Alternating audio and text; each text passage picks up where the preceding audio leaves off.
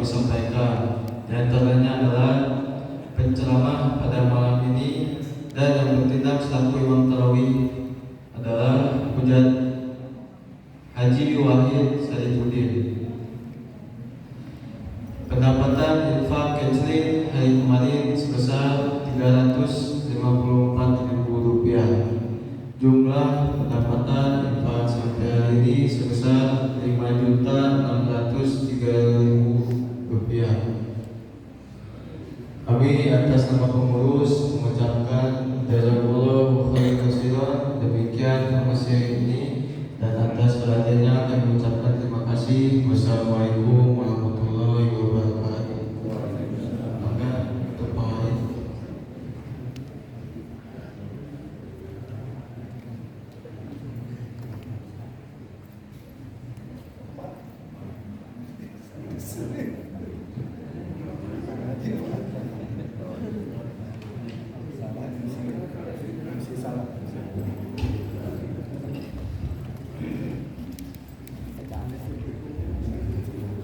Assalamualaikum warahmatullahi wabarakatuh.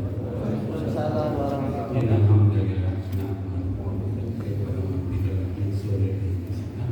wa min sayyi'ati a'malina man yahdihillahu fala mudilla lahu. Asyhadu an la ilaha illallah wa asyhadu anna Muhammadan rasulullah. Para jamaah yang kami hormati, terlebih dahulu marilah kita panjatkan puji dan syukur kehadirat Ilahi. Pada kesempatan ini kita masih diberikan kesehatan dan alhamdulillah kita ada di rumah Allah ini masih dalam keadaan sehat walafiat. Salawat dan salam mudah-mudahan tercurah dan junjungan kita Nabi besar Muhammad sallallahu alaihi wasallam beserta keluarga, para sahabatnya termasuk juga pada umatnya. Mudah-mudahan termasuk kita sekalian. Amin. Bapak, Ibu yang kami hormati, pada kesempatan ini mohon izin kami menggantikan penceramah yang dari luar sempurna beliau dalam kondisi sakit, maka mungkin kami hanya mengganti untuk melakukan kultum pada malam hari ini sebelum kita melaksanakan sholat tarawih. Baik, pada kesempatan kultum pada pagi ini kami mengambil tema SMS. Ada 4 masalah yang kami akan bahas. Yang pertama adalah sholat. Allah Subhanahu wa Ta'ala dan Rasulnya telah banyak memberitahukan melalui firman-Nya kepada kita bahwa mendirikan sholat adalah sangat penting. Rasulullah SAW bersabda yang artinya sholat adalah tiang agama. Dalam sholat diibaratkan sebagai tiang suatu bangunan. Jika kita tidak melaksanakan sholat, maka tiang itu akan runtuh atau runtuh, yang termasuk juga bangunan itu tiangnya tidak ada, pasti akan runtuh. Dalam hadis yang diriwayatkan oleh Imam Bukhari yang artinya seandainya mereka tahu bahwa sholat subuh dan sholat asar niscaya mereka akan mendatangi masjidnya pun dalam keadaan lancar. Makanya ada sholat subuh dan sholat asar ini sangat penting, Pak, ya, untuk kita berjamaah di dalam masjid ini. Dalam setiap sholat terdapat banyak keutamaan yang bisa kita dapatkan. Ketika sholat subuh, yaitu yang mendapatkan persaksian dari malaikat subuh. Jadi waktu kita sholat subuh, katanya malaikat akan turun ke bumi. Begitu juga sholat-sholat lainnya banyak pahalanya. Sholat bukanlah sekedar kewajiban yang harus kita kerjakan. Lebih dari itu, sholat merupakan salah satu bukti bahwa kita sangat beriman kepada Allah Subhanahu wa Ta'ala. Banyak orang yang mengaku beragama Islam, tetapi banyak juga yang meninggalkan sholat. Contoh, apabila kita nonton sepak bola, baik di lapangan maupun di TV dan sebagainya, itu kadang-kadang sholatnya sudah dilakukan. Dan apalagi kalau di lapangan sepak bola, itu sholatnya kapan? Karena main di jam 7, dia jam 5 sudah berada di lapangan. Sholatnya bagaimana? Mungkin apa tayamu atau bagaimana? Apa ditinggalkan sholatnya disambungkan dengan isya dan sebagainya. Itu juga. Kita lihat untuk membedakan orang mukmin dan orang kafir adalah dalam sholat. Allah berfirman dalam Quran surat Al-Ma'un ya, ayat 4 dan 5. Maka celakalah orang yang sholatnya lalai. Jadi kalau kita sholat tapi lalai maka kita bercelaka. Untuk itu kami mengimbau dalam sholat yang 5 waktu ini kita laksanakan dengan hati yang lapang, penuh dengan kehusuan, keikhlasan, dan juga keistiqomahan, sehingga kita dapat terhindar dari dorongan orang-orang yang dalam mengerjakan sholatnya. Kemudian M, yaitu mata. Mata merupakan anugerah dari Allah Azza wa Jalla yang bisa mendatangkan kemuliaan, tetapi juga kita bisa mendatangkan laknat yang membinasakan kita.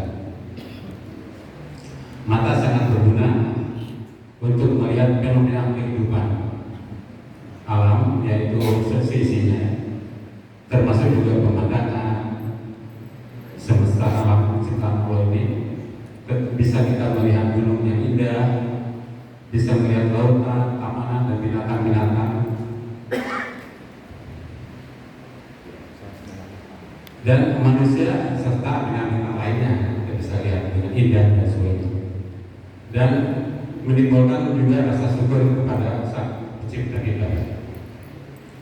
Sebaliknya, mata bisa berbahaya bagi manusia yang berbuat maksiat dengan jinak mata. Barang siapa yang mengubah pandangannya, maka manusia itu akan mendapatkan banyak dosa.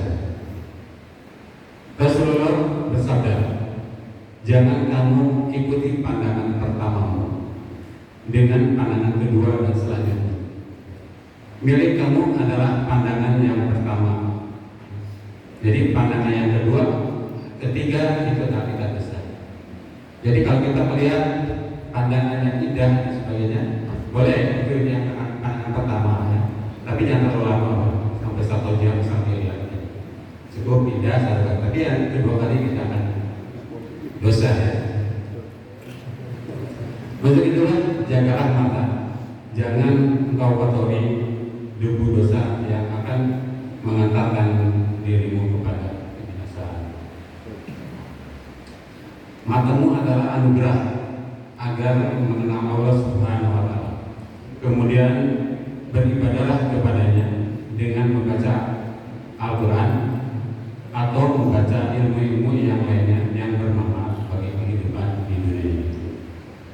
Dengan matamu janganlah engkau campakkan dirimu ke dalam nafsu durhaka. Betapa banyak manusia yang mulai berakhir dengan nestapa dan hina karena tidak dapat mengendalikan matanya. Kemudian yang berikutnya, mulut atau lisan. Hadis Rasulullah mengatakan, janganlah kamu sekalian memperbanyak bicara selain berzikir kepada Allah. Sesungguhnya memperbanyak perkataan tanpa zikir kepada Allah akan mengeraskan hati kita, dan sejauh-jauhnya manusia adalah yang hatinya keras. Hadis riwayat Tirmizi. Lisan adalah karunia Allah yang begitu besar dan harus disyukuri. Cara mensyukurinya adalah dengan menggunakan untuk bicara yang baik-baik. Kalau memang kita tidak bisa yang baik, ya cukup diam. Ada 6 yang perlu kita jaga ya, dalam lisan ini. Yang satu, marah tanpa sebab. Yang kedua, membuka rahasia orang ya, yang harus dijaga. Yang ketiga, memberitahu bukan pada tempatnya. Kemudian yang 4, suka memfitnah orang. Kemudian yang kelima, tidak bisa membedakan mana kawan, mana lawan. Dan yang keenam, berbicaralah tanpa ada manfaatnya ya. Jadi kalau tidak ada manfaat, tidak usah berbicara. Maka janganlah biarkan lidah kita tergelincir dan lebih diam sebagai kebaikan daripada berbicara, tetapi mendatangkan kebutaan. Jadi betul-betul harus jaga lisan ini ya, daripada kita berbicara menyakiti hati orang dan sebagainya. Ya lebih baik kita diam saja. Rasulullah bersabda, siapa yang beriman kepada Allah dan hari akhir, hendaknya ia mengatakan yang baik atau diam sama sekali. Hadis riwayat Bukhari Muslim. Karena lidah tak bertulang, maka kita harus hati-hati untuk berbicara. Kalau tidak hati-hati berbicara, maka akan timbul bencana dan musibah bagi kita. Pendapat Imam Al-Syafi'i, apabila seseorang ingin berbicara, hendaklah berpikir dulu. Bila sudah jelas permasalahannya, maka kita boleh berbicara. Dan jika kita ragu, maka janganlah berbicara hingga permasalahannya dapat dipertanggungjawabkan. Yang penting jelas ya alasannya bahwa kita berbicara itu.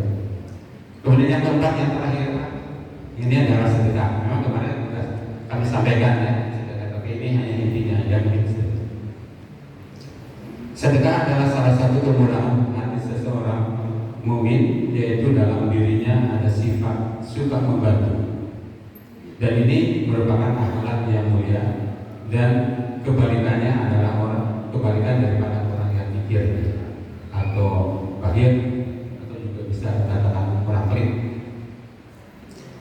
Dalam Islam menganjurkan kepada pemeluknya supaya gemar bersedekah dan menjadikan sebagai salah satu syiar kaum muslimin.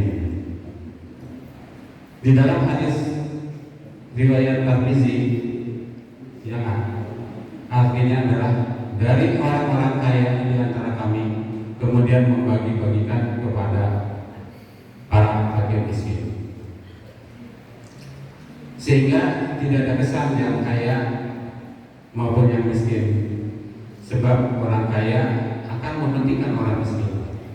Apabila tidak ada orang miskin, orang kaya bingung juga ya mau sedekahnya ke siapa. Jadi memang antara yang si kaya dan si miskin harus saling memperhatikan. Kalau memberikan harta kepada kita, maka bantulah kepada sesama. Ketika kita bersedekah, maka harta kita akan berkurang secara nominal.